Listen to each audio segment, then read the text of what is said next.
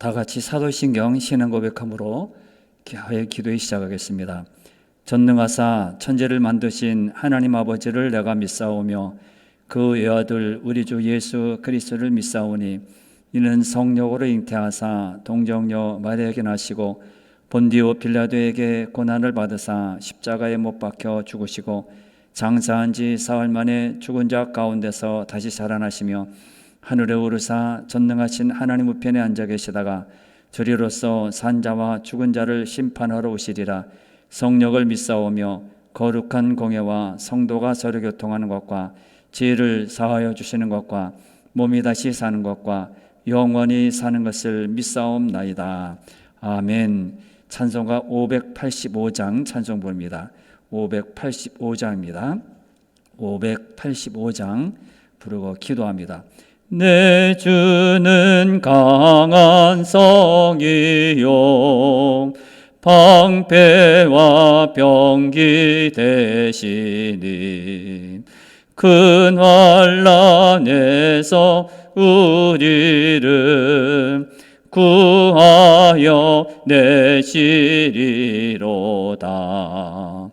옛 원수 마귀는 이때도 힘을 써 모략과 권세로 무기를 삼으니 천하에 누가 당하랴. 내 힘만 의지할 때는 패할 수밖에 없도다. 힘 있는 장수 나와서 날 대신하여 싸우네. 이 장수 누군가? 주 예수 그리스도 만군의 주로다. 당할 자 누구랴? 반드시 이기리로다. 이 땅에 마귀들 끌어 우리를 삼키려 하나. 겁내지 말고 섞어라. 진리로 이기리로다. 친척과 재물과 명예와 생명을 다 빼앗긴데도 진리는 살아서 그 나라 영원하리라.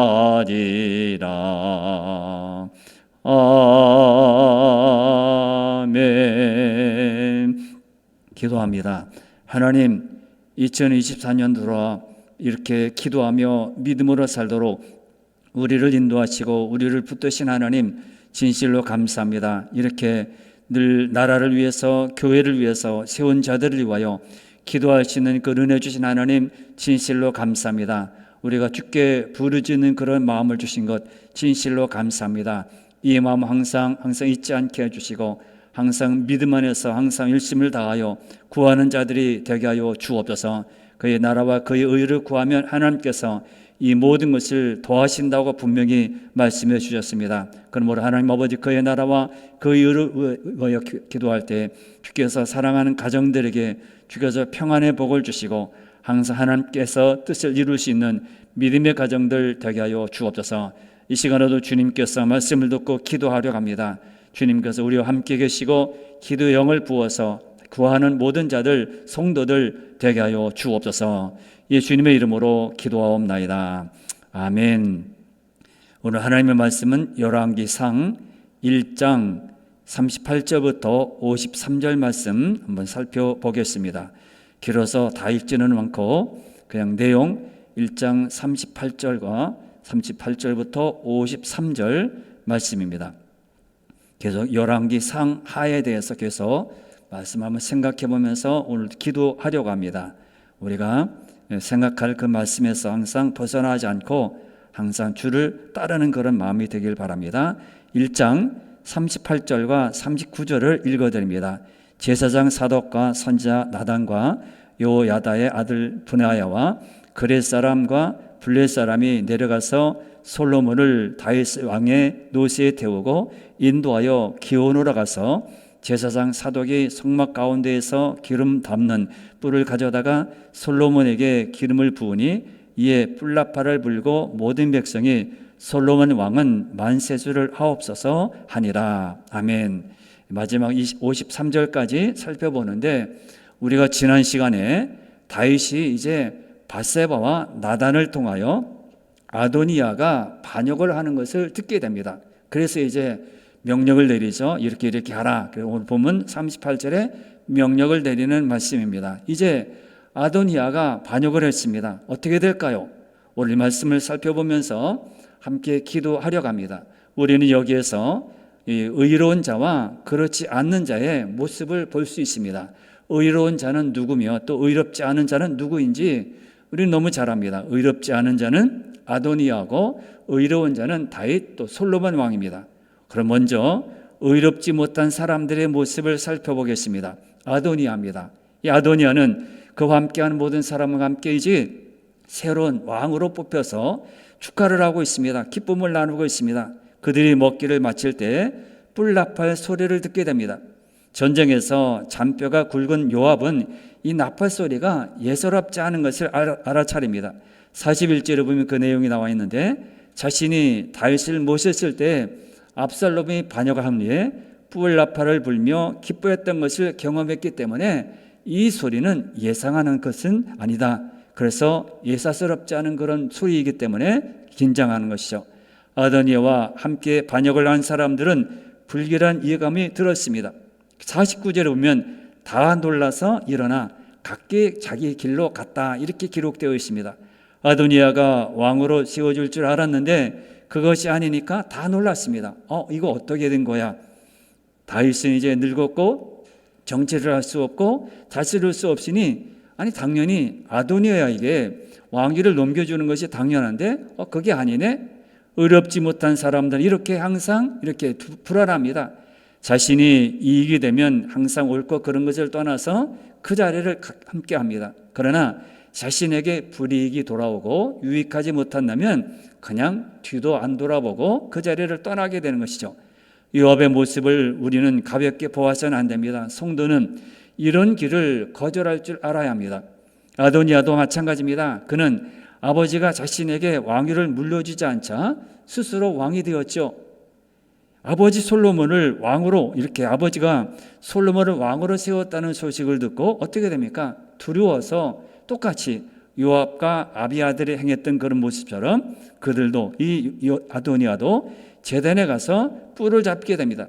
자신과 함께한 사람과 똑같은 모습을 취하고 있는 것을 봅니다. 제단 뿔을 잡는 것은 잘못을 뉘우치고 내가 잘못했구나, 내가 반역을 하고 아버지를 뒤로 미루고 아버지의 뜻도 모르고 내가 반역을 했구나, 잘못을 뉘우치려는 것이 아니라 살고 싶어서 정의롭지 못한 사람들은 이렇게 불안하고 두렵습니다. 그래서 자기 살 길을 찾아가는 거예요. 어리석은 것이죠. 자기가 그렇게 제단뿔을 잡으면 살 줄 아는 거죠. 정의롭지 못한 자들은 눈앞의 이익을 따라갑니다. 하지만 그 이익은 영원하지 못합니다. 불법이기 때문입니다. 저들은 항상 두렵습니다. 불안합니다. 저들은 어떤 일이 생기면 그것이 자신에게 해를 끼칠지 예민하게 반응하는 것이죠. 그래서 어떤 일이 나타나면 왜요? 불법을 저질렀기 때문에 이렇게 정의로운 마음이 없이 따른 마음을 가졌기 때문에 예민한 것입니다. 그리고 저들은 자신의 이익만 찾아서 다른 길로 갑니다. 우리는 이런 정의롭지 못한 사람들의 길을 부러워할 필요가 없습니다.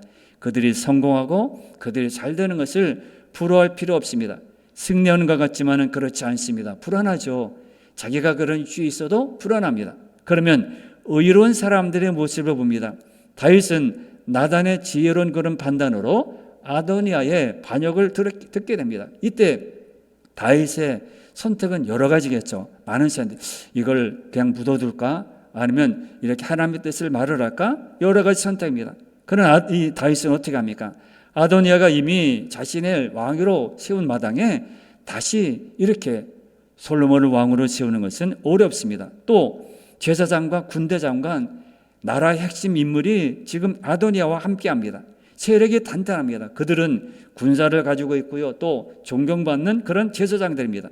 생각하면 솔로몬을 왕으로 세우는 것은 무리수예요. 전쟁을 일으키는 겁니다. 피를 내야 합니다. 더구나 자신은 나이가 많습니다.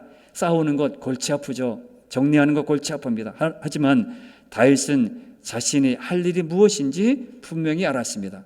그럼 우리도 여기에서 깨닫는 것은 성도가 이런 상황에서 어떻게 해야 하는지, 불의를 이렇게 보고 가만히 있을 것인지 아니면 정의롭게 나아갈 것인지 우리는 생각해야 합니다.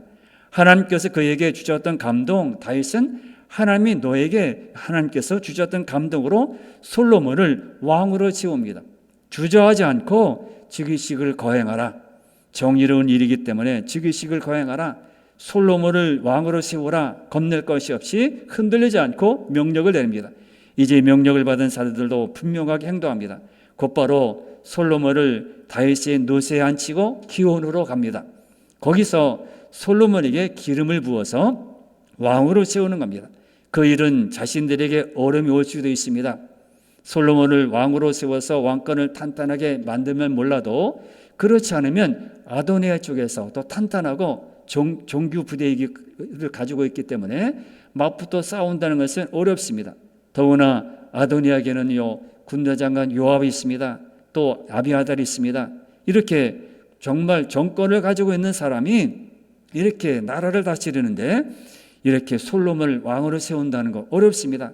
그리고 여기 38절 39절에 보면 애인 부대와 같은 그런 그렛 사람, 블렛 사람이 있지만은 군대장관 요압에 비하면 아무것도 아닙니다. 맞붙어 싸운다면 백전백패입니다. 사실 냉철하게 보면 다윗의 명령을 받드는 것은, 명령대로 따르는 것은 무리수예요. 불리합니다. 왕과 신하들도 마찬가지입니다. 솔로몬이 정식으로 즉위하자 왕의 신하들은 다윗에게 가서 잘한 일이라 솔로몬을 축복하는 그런 말을 합니다. 그에 대해서 다윗은 침상에서 굽히게 되고 어쩌면 신하들도 갈림길에 놓은 거예요. 하지만 정당하게 일을 이루어지는 것을 보면서 애면하지 않고 그대로 따르게 됩니다. 백성들도 마찬가지로 솔로몬이 즉위하자 피리를 불며 기뻐합니다. 백성들은 일이 잘못되었을 때 그들도 분명히 피해자가 될 수 있습니다. 만일 솔로몬을 왕이 세워서 그를 이렇게 기뻐했는데 아도니아가 다시 반역을 저질러서 차지하게 되면 이 백성들도 피해를 입게 됩니다. 그럼에도 그들은 어떻게 합니까? 정식으로 다윗을 위해서 정당한 왕으로 세움받는 솔로몬을 기뻐합니다. 저들은 아도니아가 스스로 왕이 되었을 때는 반응하지 않았지만은 솔로몬이 왕이 되자 기뻐하며 반응을 보입니다. 정의로운 길에는 이렇게 군중들 속에도 숨어 있지만은 항상 정의는 살아있다는 것. 다 악하고 다 이렇게 불법을 저지르고 그런 가운데서도 정의로운 것은 군중들 가운데서 살아 움직인다는 겁니다. 그리고 한 사람 더 있습니다. 솔로몬 왕입니다. 솔로몬입니다. 솔로몬은 정당한 절차에 따라 왕의 자리에 올랐습니다. 왕이 되면 제일 먼저 하는 일이 먼저 반역을 처단하는 일입니다. 역사를 보면 대부분 왕들은 그랬습니다. 죽일 명분이 없더라도 왕이 될 만한 위치에 있는 모든 사람들 다 죽입니다.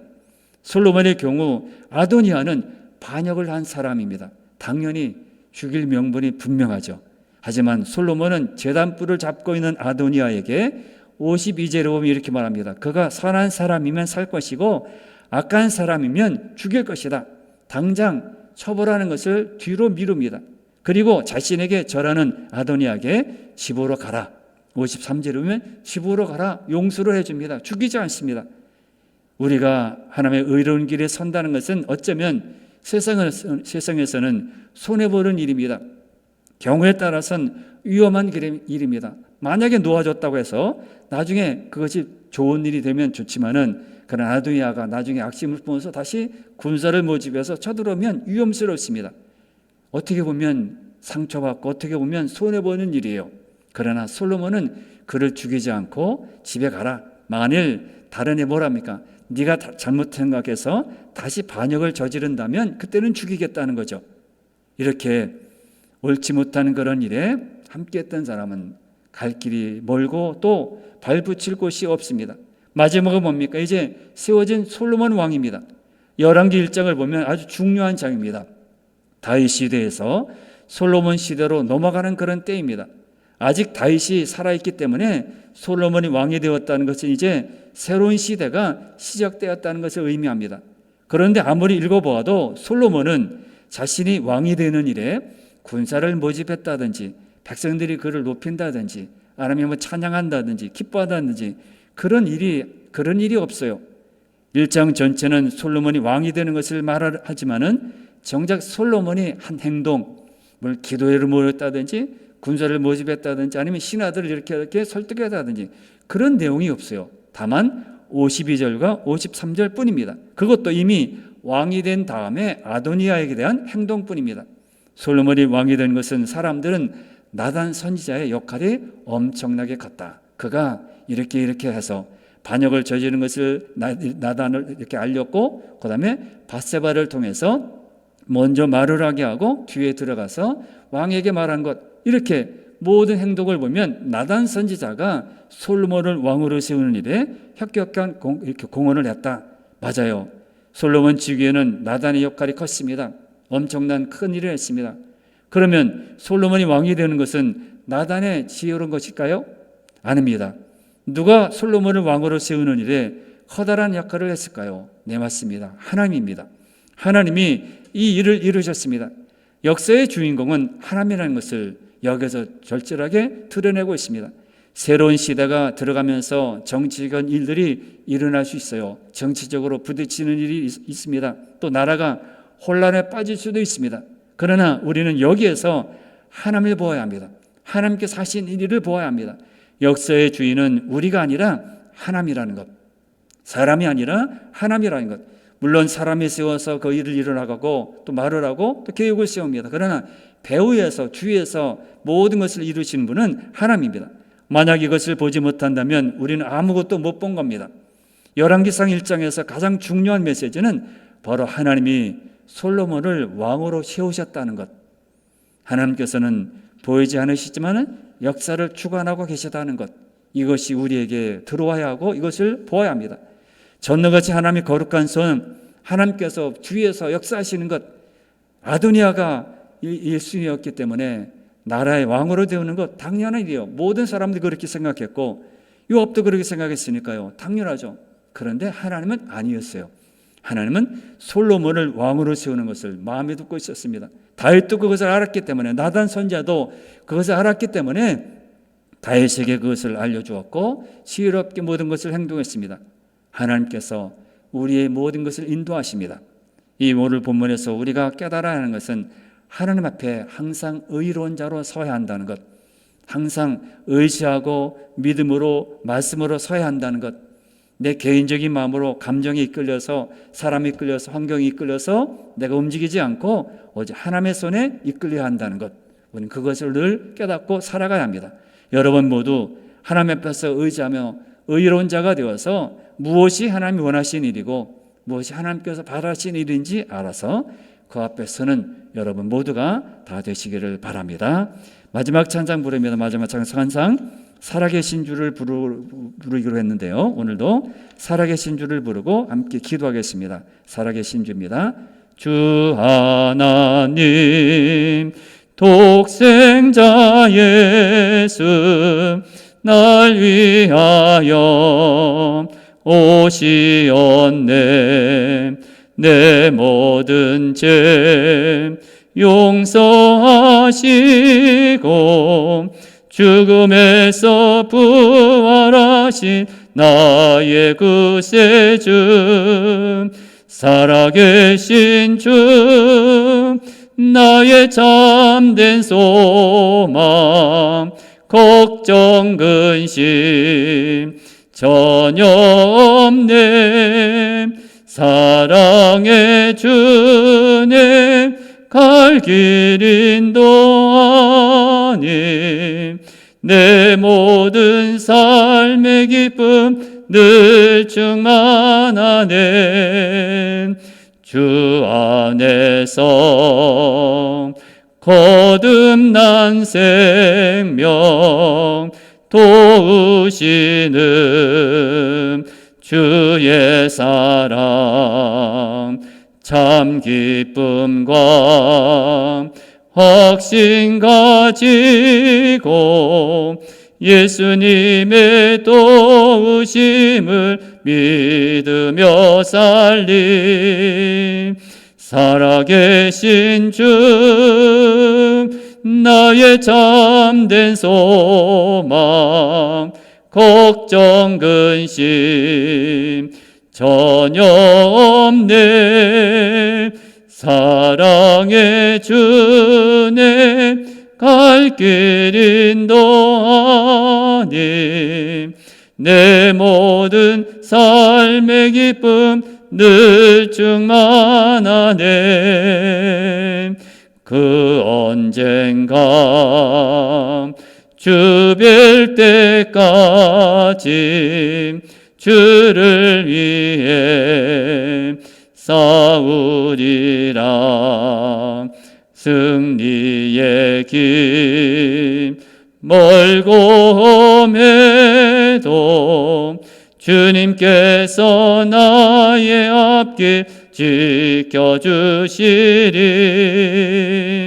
살아계신 주 나의 참된 소망, 걱정 근심 전혀 없네. 사랑의 주네 갈 길 인도하니 내 모든 삶의 기쁨 늘 충만하네.